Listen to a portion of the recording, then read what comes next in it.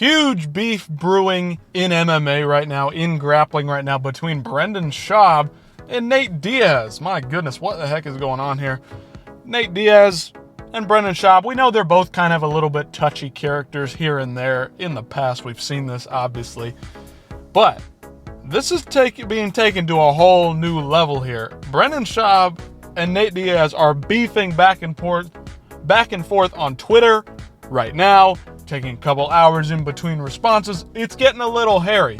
Now, the two do have some history in the past.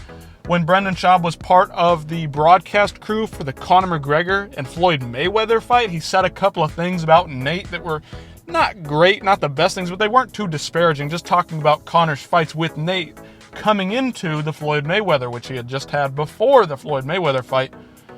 Very, very interesting stuff, so let me back you up and give you some history on that. Here's the video, courtesy of MMA Daily, of Brendan Schaub and Nate Diaz backstage while Brendan Schaub was on the commentary, on the analyst desk table crew thing, and Nate Diaz was there as a guest, big-time fighter, big-time celebrity, at the Floyd Mayweather and Conor McGregor fight all the way back in 2017. It is now October of 2024. It's been quite a long time since then.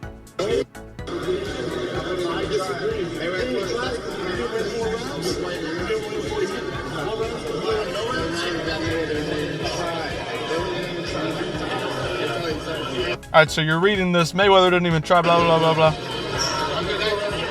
I think this is after the fight, and they're kind of talking about how Nate would have done. Nate's kind of propping himself up. We know Nate is a very, very confident character, very, very boisterous in how he carries himself, all tough and gangster-like. You know how it is.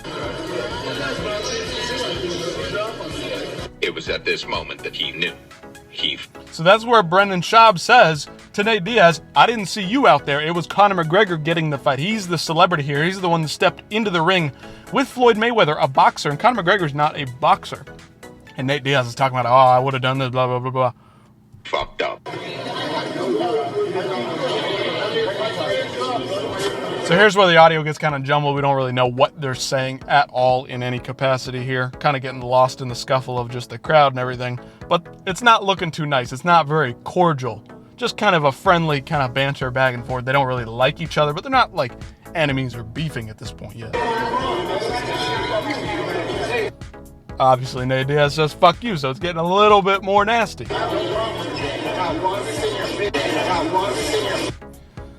So here's where we start getting into it. Nate Diaz, well, I think you're a bitch.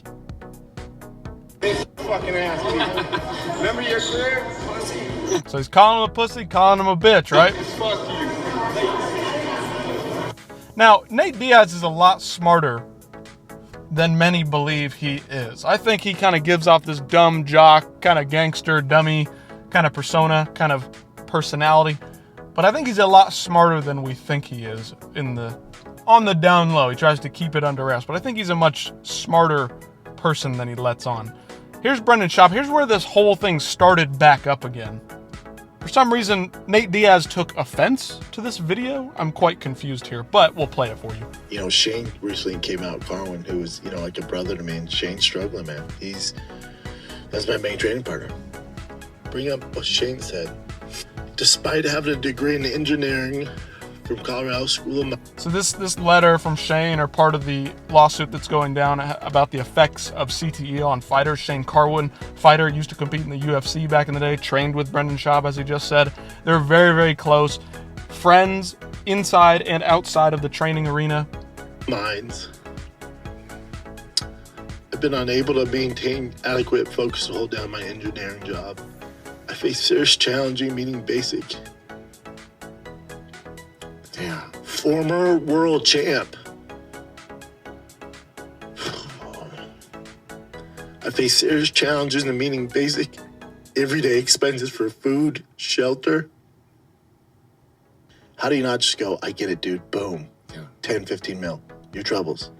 Can we be human for a fucking second? Could you just be a fucking human being for a second and go, here, dude. Here, man, we know. You don't have to do it publicly. Just as from fucking human to human, man. This guy put his life on the line. I've seen it, dude. I was with him every step of the way from day fuck. Brendan Schaub already knows this. It's just hard to read when you're seeing it in writing to understand their take on it. Brendan Schaub sees this on a fairly frequently basis. He's still friends with Shane Carwin, but it's different to see it in writing and exactly how Shane puts it into words, if you get what I'm saying. Like, it's different when they say it themselves as opposed to you just noticing something. When they finally acknowledge a problem that they're suffering from, you take it in a whole different light. Even though you already understand or may understand and understand fully what they're going through, it doesn't quite hit you the same until they admit it or they verbalize it to you. Good one. He's such a good person. How can you not just go, here you go, don't worry about it? That's all he's asking. The UFC, how can they respond to this? We've had a couple of guys like this. Many speculate there's fighters out there that do have CTE that are suffering from it. Is CTE even real? Some suspect it's not even real. So this whole thing is just kind of crazy. They need to look into it. The UFC needs to do something about their former fighters here. So Brendan Schaub's breaking down. This is like his brother, family friend, very, very close. Of course, this would make you emotional reading it out loud. Nathan Diaz himself seems to have a problem with this. He calls Brendan a big old pussy Schaub. All right, Nate. So, taking advantage of a man crying? Now, I get it. Men are not supposed to cry. We understand that. But sometimes, in very rare moments and instances, it breaks through. It kind of comes through the cracks. It surfaces. In a moment such as that, where you see something every day, you're dealing with something every day. As a man, you suck it up. You're tough. You put it, dig it deep, throw it down deep, through the gutters, throw all your feelings away, crush them down. That's what being a man sometimes takes. And sometimes when you read it out loud from somebody like that, or you have to run into it very literally in life, sometimes things start to bubble up and release and come up to the surface. And he's welling up with tears. He's not bawling his eyes out like a big old baby, but it's welling up with tears. This is very emotional for Brendan Schaub. Nathan Diaz, he's got a problem with this, I guess. So Brendan Schaub responds very emotionally just because it was about something that he cares about. It's about his friend. It's about somebody going through some kind of struggle in his life that he sees on the fairly frequently basis. Like I said, ooh, buddy, I probably got 20 pounds on you, if not more than that. You're not so far off. I'll snap your neck, set up a grappling match, and let me know how it goes for you. Have one of your handlers read this tweet and get back to me. Brendan, spitting fire. Very emotional take off of this one. And honestly, I don't blame him for this either. We are human. Like he said, Shane is human. We want to just have the best for us. When somebody's going through an emotional time, when somebody's struggling on camera like that, getting emotional about something, you just want to give them a little bit of space. Sometimes it takes making fun of people a little bit, but I don't think in this instant it really required Nate to say anything. Almost everybody across the board was praising Brendan Schaub for reading that out loud, because we know it's tough to read something like that out loud about your friend. Nate Diaz, for some reason, the only guy on the internet who seemed to have a problem with it. It is what it is. So, Brendan Schaub the next day, or a couple days later, responds on his show. Whole narrative, your entire narrative. So, if you want to see it, the Brendan Schaub show, go check it out, podcast, YouTube, whatever, for the whole thing. To get his full breakdown on it, this is kind of just the highlights of it. Oh, fuck the man. Bud, you've been paid more than 99% of the fighters. Cut the bullshit. Right, so Brendan's taking this the angle of like Nate is making fun of Shane and Brendan Schaub. So Brendan Schaub are crying and Shane Carwin for going through something like this, being such a pussy. Listen, I get it to an extent. Sometimes fighters get a lot of money, but then don't spend it the right way, don't invest it the right way, whatever. Fighters, many guys out there in the media world treat them as if they are the same kind of breed of human being as us. But truthfully, and this sounds bad, but fighters are not fucking human. Do you understand what these guys go through on a daily basis? It takes a real fan to understand that these guys are not fucking human. They are insane individuals who get in the cage and beat the shit out of each other for a living. They're not fucking human. They're not normal people.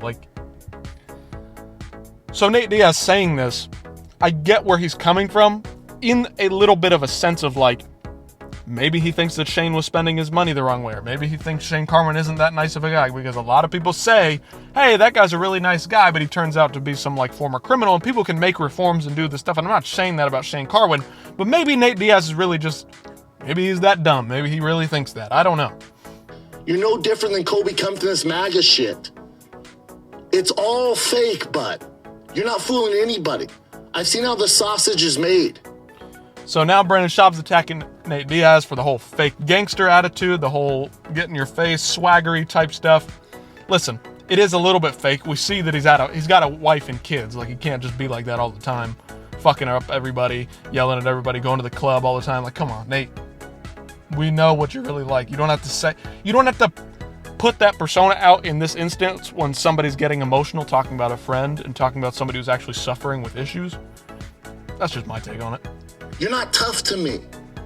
I know tough guys. Tough guys don't get on the internet and tweet at another grown fucking man who beat the shit out of them when they're crying or they're getting emotional because their friend of 20 fucking years is having major issues, suicidal thoughts. Right. That's not really being tough. It's keeping up the Nate Diaz persona. It's going a little bit too far, if you ask me. It's stirring up some interesting beef, to say the least. Maybe they're moving towards actually fighting, actually grappling. I don't know. It's just a questionable move by Nate. That's pussy. That's the difference between you and I. I'm not some moron who buys into your tough guy narrative, bud. Brendan Schaub's had some things in his past where he's kind of seemed like a pussy and seemed like a bitch, being petty, things like that. Everybody has their fucking faults. Everybody has their moments of failure. Everybody has their successes in life. I think Brendan Schaub was doing a good thing by reading out that letter, that document from the CTE findings, from the court findings, from the stuff that was going through with Shane Carwin. Needing money from the UFC, this kind of thing, asking for money from the UFC. I don't think it was a bad thing to do that because he's close with him. He's one of the people that can do that. And I think he was right to do so. Nate Diaz coming afterwards. I don't give a fuck you're from Sacramento. That's your biggest thing? That's it? That's the narrative? I know tough guys from Sacramento. Getting into a little bit of Nate Diaz's history, where he comes from, the whole 209 thing, I'm a gangster from this place in California. I'm a West Coast, that whole thing. Again, what does that really have to do with it? I don't know. He's putting on a show. It's a podcast. Got to make it long form. Talk about it. What are you gonna do, Nate? What are you gonna do? Volume punch me, motherfucker? That's what you're gonna... That's pretty funny. And in all honesty, I have not seen Brendan Schaub broken up like this. Now, do I watch every single show of his on the weekly? No, I don't. But I've never seen him get this angry, this emotional over anything. Even when he was going through struggles with the Joe Rogan thing, which I'll show you in a minute, back in the day, years ago, Ariel, just all the beefs that he's had in the past, I really haven't seen him get this upset, this angry about anything. What are you gonna do? What are you gonna do? Out-grapple me? In what fucking sense? And we know, maybe you don't, but Nate Diaz is more of a boxer type. He likes to volume punch. This is kind of his game. He breaks guys down with cardio and pace and pressure. All right, he's not up on you like a wrestler, but he breaks you down with pitter-pat shots, and then he starts landing heavy later in the rounds. That's Nate Diaz's style. Brendan Schaub, heavyweight, heavy hands, big kicks. Seen what he's done with knocking out Mirko Cro Cop. Big-time stuff from Brendan Schaub back in the day. He's just not that kind of guy anymore. Brendan Schaub's in his, 42, 43 right now? Not exactly sure. Nate Diaz entering his 40s. What world are you living in? This is the real world. Now, if you're doing this because you fancy yourself a fisticuffs, if you fancy yourself, you want to actually grapple me. So Brendan Schaub also, in the recent, couple weeks ago, was talking about being offered a game bred bare knuckle MMA match, and he kind of turned it down so that he gets in there. He's going to get too invested in it, yada, yada, yada. So now they're talking about a grappling match between him and Nate.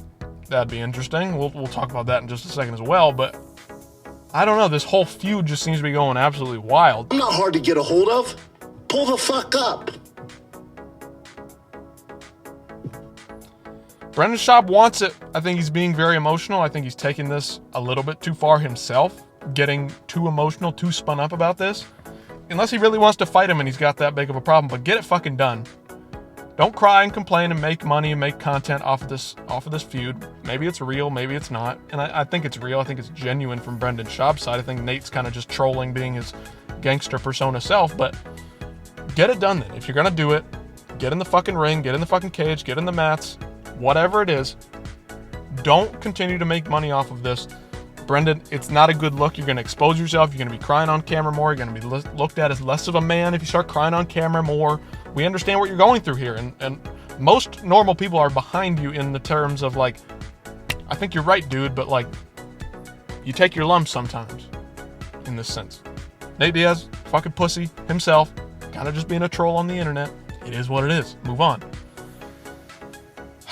So, here's how Nate Diaz responds. He says, I think you'd be surprised. And bit of a throwback here. I think you'd be surprised. We got a couple of comments down here, not really understanding the full context here. So I think you'd be surprised throws back to when Joe Rogan absolutely annihilated Brendan Schaub, talked to him down from his fighting career, talked to him like a real man, talked to him like a friend personally on the Joe Rogan Experience, and it was aired out for all to see. It was a little bit a little bit too personal for the cameras, if you ask me, but it was genuine, heartfelt, friend-to-friend emotion talk, calming down your friend, telling your friend the truth when they needed it, the hard truth. I worry about your commitment to fighting, and I worry about where you stand, not your commitment to training. Not your commitment to training, not your commitment to give it your all. I think you have one foot out the door. I think you're looking. You disagree? Mm-hmm. I think you're looking at where the future is going to take you, and that you can't do this forever. And I think that's a very dangerous place to be in fighting. So see, I always keep saying I think. This is what I think. Get what I'm saying? This is what I believe Nate Diaz is referring to when he's talking about, I think you'd be surprised, Brendan. You're a smart dude.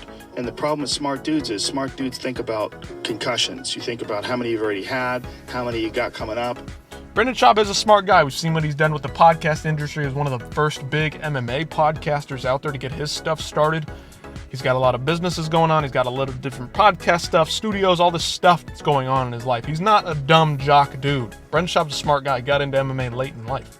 How much damage you taking in training? When does damage start to show up in your life? The reality of your skill set, where you at now, I don't see you beating the elite guys. It's just the truth. Coming off a couple of losses, Brendan Schaub late in his career, he had reached the heights of all heights. Like, he had knocked out Mirko Krokop as a fresher, younger MMA fighter. Like, he was not supposed to do that, and he fucking did it. It's fucking fantastic. Go back and rewatch that. The whole buzz around it, the whole media scrum around it, Joe Rogan's excitement for his friend doing something like that. My God, it was fucking wild. I don't see you beating Cain Velasquez. I don't see you beating Junior Dos Santos. I don't see you beating Fabricio Verdun. So shout out to Zero Damage. It's a little bit edited up here in terms of the video footage you're seeing, but the commentary, the podcast, the audio here is in line. You came into fighting fairly late in life. You're a good athlete. You're a strong guy. You're a big guy. So there it is. Big, strong athlete. We know what Brendan Schaub is. He's a big-time heavyweight. Fighting a small guy, Nate Diaz, who's barely a welterweight in MMA. I don't know how that would go, really. Size does matter to a point. Just because you're more skilled in a certain realm doesn't mean you're going to beat up on a giant guy who also knows what they're doing. Jiu-jitsu works when it's a small guy versus a big guy, and they don't know what they're doing, when the bigger guy doesn't know what they're doing. And you can do a lot of things because of that. And you're very dedicated, and you're very disciplined, and you get shit done. But exactly. This is just career-ending talk, truth, hard truth from Joe Rogan to Brendan Schaub at a time when he needed it. And this is what Nate is referring to. And again, Nate Diaz taking low blows here, going for the low stuff, the low-hanging fruit here. Reality of fluidity of movement, of mechanical efficiency of movement that happens when you get a guy who's trained his whole life at a certain aspect of MMA, whether it's... Anyway, that's what that is. That's what Nate is referring to in his tweet saying, I think you'd be surprised, Brendan. So these jabs are going back and forth. Brendan Schaub, in that tweet, said, have one of your handlers read this tweet, because Nate Diaz is a little bit out of pocket, a little bit out of character. He gets a little crazy sometimes. We've seen that. He gets a little bit offended easily at things, and that's what Brendan Schaub's alluding to here. But then on his show, he kind of took it very personally, took it a little too far, went really emotional with it, and started yelling on camera, getting upset on camera. Understandable. So, on Era Hawani, he had Craig Jones, the grappler, the guy who put on the CJI back a couple of weeks ago. This is what he had to say about it. Very interesting. You know, taking this, the next step, maybe legitimizing this online beef to something that could happen in real life. Are people hitting you up? I want to be a part of it. I saw someone say to me, book Brendan Schaub versus Nate Diaz at the next one. I don't know if you saw that. They were talking about the CJI, the success of the first CJI, and what kind of grappling match or fight could be on the next CJI that would bring some kind of notoriety and attention to it, aside from the Gabby Garcia men's versus women's with Craig Jones matchup there. The Diaz versus Brendan Schaub, that would be a big time MMA, jiu-jitsu mix kind of thing going on there. Back and forth. Brendan Schaub challenged him to a grappling match last week. Did you see that? I'm interested, but only if you commentate that grappling match. Yeah. So Craig says only if Ariel commentates that match. That doesn't really matter. It's not what we're talking about. Sign me up. I'm in. If you make that match happen, I'm in. Honestly, anything entertaining enough like that would be amazing, but Let's fucking go, dude. Anything that entertaining would be fucking bonkers. All that money that they got going in from the first CGI, the success that they saw in the first one, you know they're going to be able to put out a little bit more money in the second one. I mean, I am fucking dying for this. That would be really, really do gangbusters in terms of views, attention, all the media around it. Nate Diaz would be promoting it like fucking crazy. Brendan Schaub would probably be getting very, very upset, emotional. Could have Shane Carwin in the corner, bring this thing full circle. I mean, this could be a fucking all-out fucking riot in the fucking pit. Nate Diaz would probably physically attack him before we got to the grappling stage. That's cool. In the backstage, all the build up to it, we know Nate Diaz, fucking a man of his word, to his credit. He plays up the gangster role, but he is a man of his word. We've seen what he did with Hamzat, throwing bottles all over the place. I mean, the dude's fucking crazy. Him and Nick, both a little bit wild when it comes to taking things a little too personal, going all the way with things, taking things to a legit level, and doing things if necessary. I mean, that's all part. I feel like you'd welcome that. Part of the drama, you know, who knows? Maybe Brendan Schaub does what I did to Gabby, throws a little kiss in there. Brendan Schaub, as a sign of reconciliation to Nate Diaz, gives him a little kiss. That's fucking funny, dude. Craig Jones, fucking hilarious. Anyway, let's look at the teletape. Ariel and the team had this one out there. Nate Diaz, 6 foot, 180, 0 comedy specials, and area code 209. Brendan Schaub, on the other hand, coming out of the blue corner, 6'4", 245 pounds, 2 comedy specials under his belt, and area code of 303. 2 great area codes, might I add. I don't know. Let me know what you guys think about it in the comments.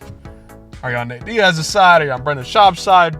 Should men be crying on camera? Should men be crying in life? Or are you going to be tough and fake and pussy-like Nate Diaz, as Brendan Schaub thinks? Let me know what you guys think about it in the comments below. The whole CGI thing, everything. Let me fucking know in the comments, and I'll see you in the next one.